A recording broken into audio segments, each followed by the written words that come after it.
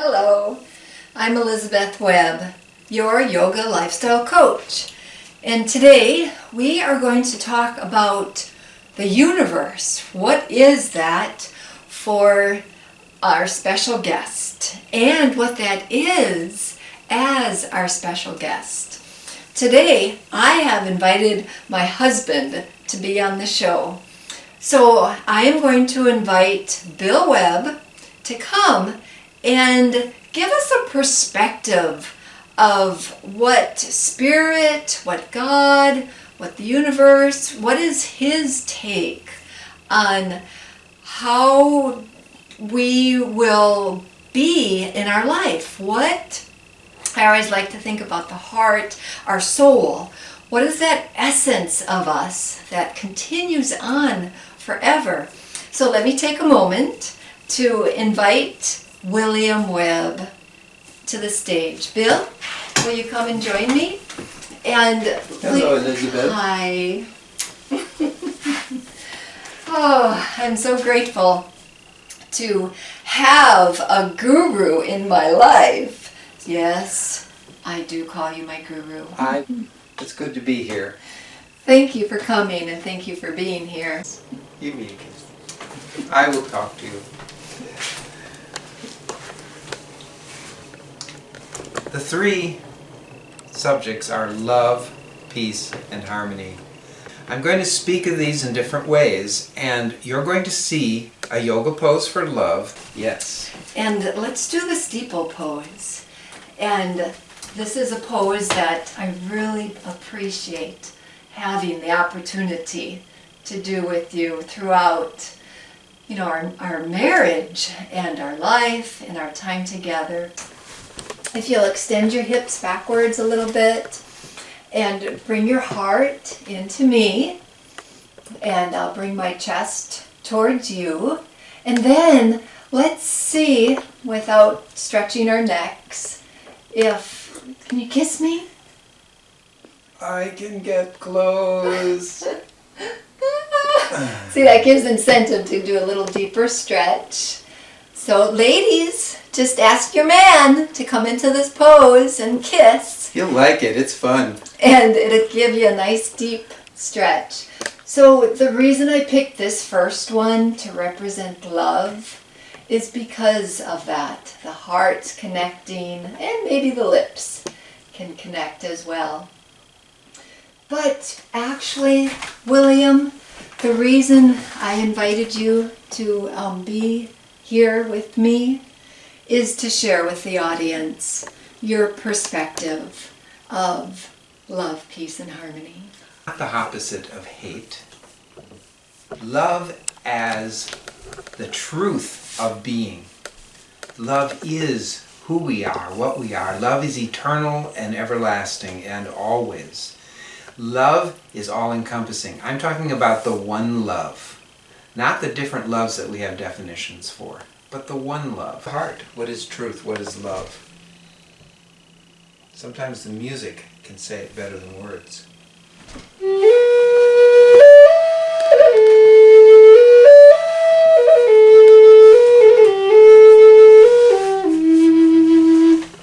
Love, peace, and harmony.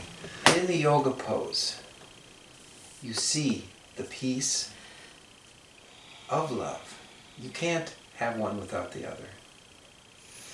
You can feel that love comes forth out of your inner being into fruition around you. And love, as you feel it and express it from inside of you, is like the dropping of a pebble in a calm pond. Ripples go out, just like the love ripples outward. So, the next truth is peace. Peace not as the opposite of war, but peace as the all-encompassing, universal, one peace. One peace that is all. One peace that maybe few actually realize. But it's within us. It's within all of us. Every one of us has this peace within us. And then we're going to talk for just a moment about harmony. Now, harmony is in music when all the music flows together in a sound that vibrates pleasantly within your body, within your nervous system, within your senses. That's in music. And dissonance is when the sounds clash and are harsh. And so we're going to talk about harmony, though, as something beyond just feeling the peace and smooth vibrations. We'll speak of harmony as also a universal harmony that always is and exists. Now, where do we find the harmony? Within ourselves. How do we find that harmony? Usually we find that harmony through quiet time and contemplation. Contemplation of what? Of not thoughts, not ideas, not things you've learned, but contemplation, perhaps of just the word harmony, until all other thoughts are removed and we sense only harmony within ourselves. This takes practice. It takes a lot of time and a lot of practice. But now for this next segment, I'm going to speak to you of some experience that I've had, my own experience, strength, and hope. I first knew love as falling in love. That's how I first knew love. I suppose as a child I knew love of motherly love, parental love. But the first love I was really conscious of, that I recognized, this is love, was falling in love. Well, I found out that a lot of that was emotion. It was infatuation. And I took that infatuation to a degree that I married because I thought this was the universal thing. But see, I didn't know what the universal thing was. So I married. And then, somewhere down the line, through struggles, I discovered that that's not what love was. My wife left me anyway, so I had to find something. Now, I wanted to go look for the next wife, the next love. But something else was introduced to me at that time. And that was a spiritual revelation. Not a religious awakening, no church, but a spiritual revelation. And this revelation came in this form. There was a cloud of energy, like a gray column, that was coming down through the head of a man who was speaking with me across the desk. And he was speaking to me of love, peace, and harmony. Then that column seemed to come out of his heart and into my heart. And then that column went up through the top of my head and up into the sky. In my mind's eye, I see this column, and then I look up and I see that the sky is filled with this shimmering silver gray cloud of energy, and the columns are coming down from it, through him, into me, and up through the other way, but they're coming both ways. I see them coming both ways. It was an experience that I visualized, but I didn't plan it. And he wasn't describing anything. All he was doing was talking about love, peace, and harmony, and it's within ourselves. He was sharing it. It was having the ripple effect on me. I wept for a long time, but it wasn't weeping of sorrow. And after the weeping, I felt light, lighter than I'd ever felt. And I had no thoughts at that moment. No thoughts came to my mind. What is this? What does this mean? What is this all about? I simply knew. I knew that I was a part of something, and always had been, that's universal.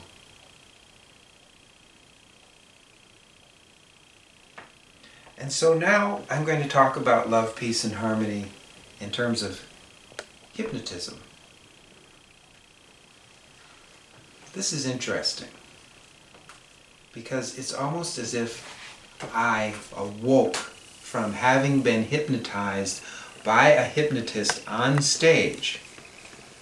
He was on stage, he hypnotized me, and he told me there was a pink elephant on the stage. And I go, and I think there's a pink elephant on the stage. And then he snaps his fingers and the pink elephant disappears. It's almost like that. But it wasn't a pink elephant that I was hypnotized in seeing. It was everything I thought was true about reality. That was the hypnotism. I thought love versus hate was the reality. I thought revenge was the reality when you were done wrong. I thought that pointing fingers to find out who was to blame was the reality. I found out that getting the awards and rewards for doing what's right was the reality. Those were the hypnotisms. I was hypnotized. But I wasn't the only one. I was living in a world where all the people around me were hypnotized. We all thought this was reality.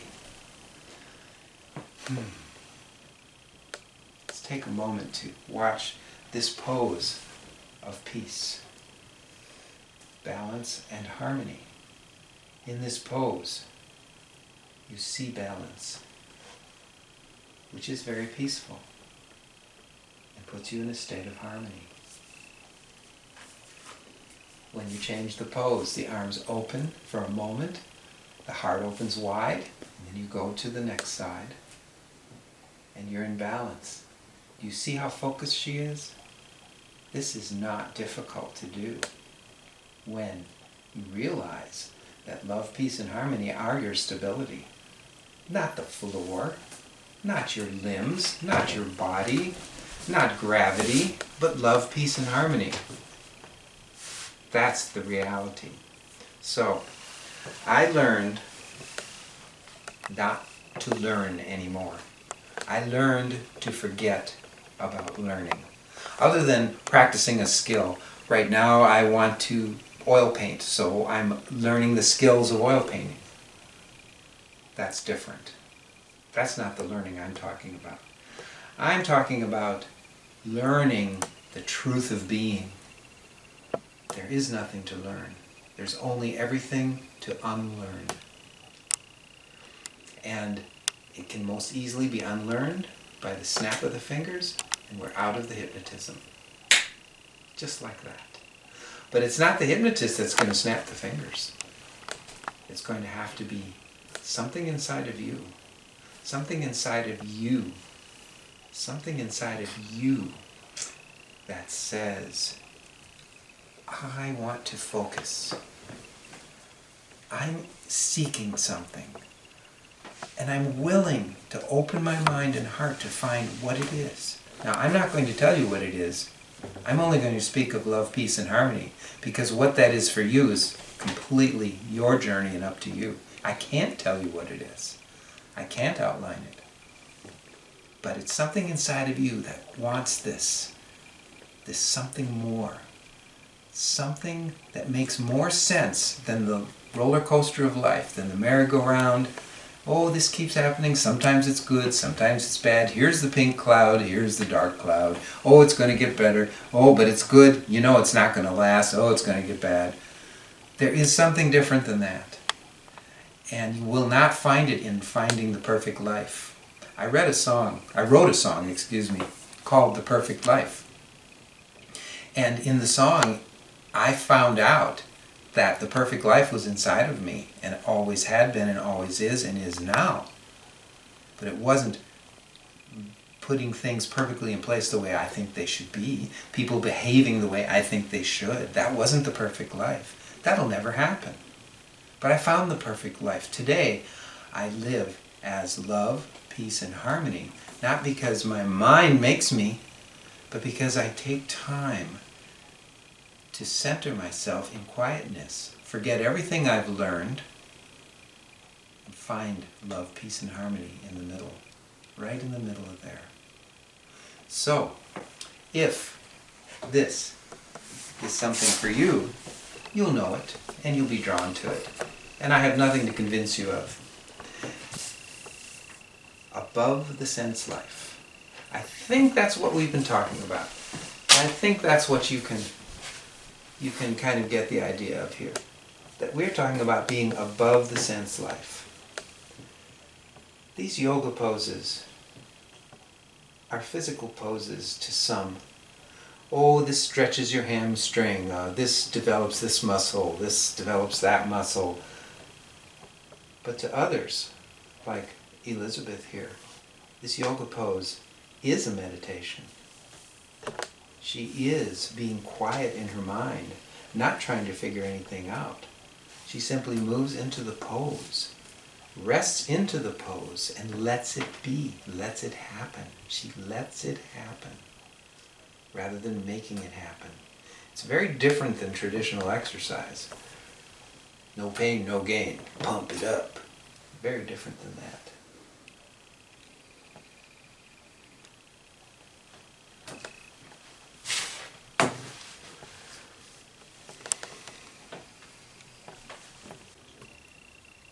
I'm going to speak for a moment of dream pictures. Dream pictures. The life we live may only be a dream picture, or a dream video, however you want to look at it. It may not be what you think it is, but what do you have to lose by questioning it? Just question. Just be willing to question. Is this what I think it is? Let's start with other people. Is that person really the way I think that person is? Or am I simply judging that person to be that way? Whether it's good or bad, I'm putting both in the same plane, good or bad. Whether you're judging a wonderful person, oh, look how charitable they are, look how giving they are, look how helpful they are. Or what you might think is a nasty person, whether you think nasty is, look how selfish they are, self-centered they are, look how they're taking from everybody instead of giving. I'm saying those are dream pictures. And there is something else. But if you question those dream pictures, just question them, you might find that something else within you. Because that something else, which I called hypnotism a while ago, is probably... That something else, which I called hypnotism a while ago, is not something that we are causing. Because if it's truly a dream picture, there is no cause. So there's no blame involved. And the way we can discover that is by, first, the next time we're blaming somebody or ourselves for anything, stop blaming. Try stopping blaming. Well, wait a minute. I'm going to not blame for a minute. Let's see how that works. I'm not going to blame myself because I did that wrong, or that person because they did that wrong. Let's see how that works. And that may lead down a path that's different. And the path that I'm speaking of, I don't know where it is for you, but I really believe that you're going to find that it's called, whatever you call it, it has the essence of what I'm saying is love, peace, and harmony. Love.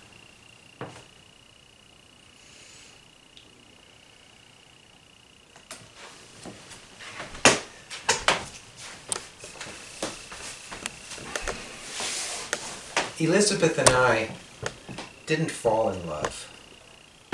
Elizabeth and I met each other, looked in each other's eyes, and saw something different. The first look to me was, oh, I know this look. We're going to fall in love and get married and live happily ever after. Romance. But I stopped myself and I looked her in the eyes and I said, wait. I literally said, wait. Let's be quiet for a minute. Let's pause. Let's find out what this really is. And for 28 years now, we've been finding out what it really is. And it's not about the romance we were taught in Walt Disney movies. It's not about the glorifying, wonderful feeling of sexual and sensual encounters. It's about something so different and yet so much more real and so much more complete. And so we look in each other's eyes and we look and we don't say, oh, what a beautiful woman. Oh, what a beautiful man. No, we look into each other's eyes and we're speechless, thoughtless. Thoughtless indeed. Take a minute to look into your eyes, your own eyes. I know a woman who so connects by doing yoga poses. Her name is Elizabeth. She finds yoga poses to be her connection, to be her arms spread wide and dissolving into allness, the allness of love, peace, and harmony. I know a man who does it through playing the flute.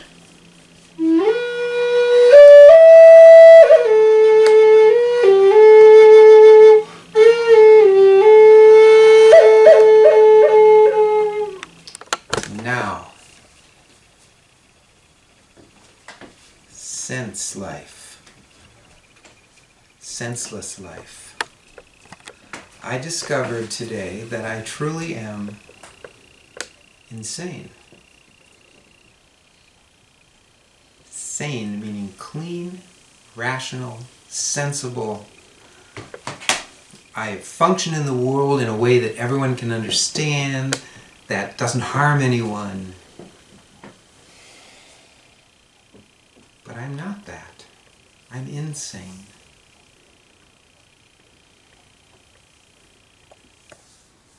It's a little bit scary to think of this, but the truth is that no matter how hard I work at making my world perfect and intelligible, organized and making sense, no matter how hard I work at achieving, I have not achieved until I've stopped achieving. I've not made sense of anything until I've become senseless. So I'm calling insanity a state of being senseless. How many times has someone said to me, you don't make any sense? And now when I hear that, my answer is, thank you. And thank you, Bill Webb, for being part of an episode here to share with the world. Namaste. Thank you, Elizabeth, for having me on the show today. I appreciate it. I have no idea if I said anything worthwhile or not, but I just spoke as it came. And I always appreciate when you just speak from your heart, and thank you for doing that today. You're welcome. Double namaste. Double namaste. Heart level.